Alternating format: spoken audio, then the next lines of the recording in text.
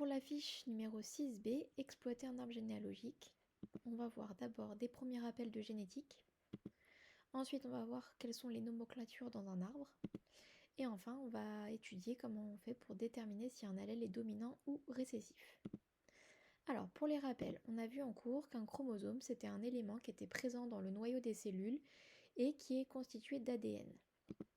On sait que chaque humain possède 23 paires de chromosomes et va transmettre un chromosome de chacune de ces paires à ses enfants. Attention, le nombre de paires varie d'une espèce à une autre. Un gène, c'est un morceau de chromosome qui est responsable de l'apparition d'un caractère héréditaire. Et ces gènes existent sous différentes versions qu'on appelle les allèles.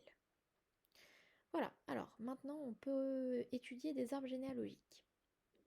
Tout d'abord, sur un arbre, les générations vont être représentées par des chiffres romains. Le chiffre 1 pour la première génération, le chiffre 2 pour la deuxième génération, etc. Ensuite, les femmes sont représentées par des ronds et les hommes par des carrés. Et nous pouvons colorer les ronds et les carrés en fonction de l'allèle que l'on veut exprimer ou pas sur notre arbre.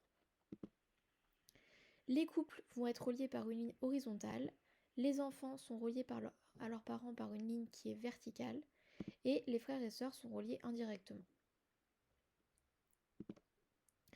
Pour déterminer si un allèle est dominant ou récessif, on va chercher à avoir un couple bien précis dans un arbre.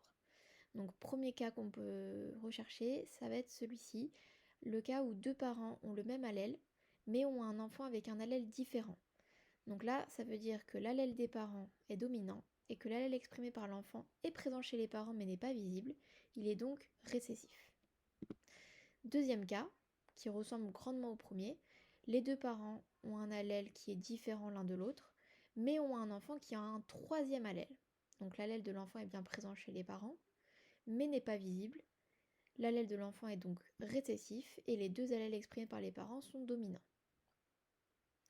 Enfin, troisième possibilité, les parents ont des allèles différents, mais cette fois-ci l'enfant va exprimer à la fois les deux allèles de ses parents. Donc un mélange des deux, on a vu par exemple le cas en classe pour le groupe sanguin AB. Donc là, ça veut dire que les deux allèles exprimés par les parents sont codominants.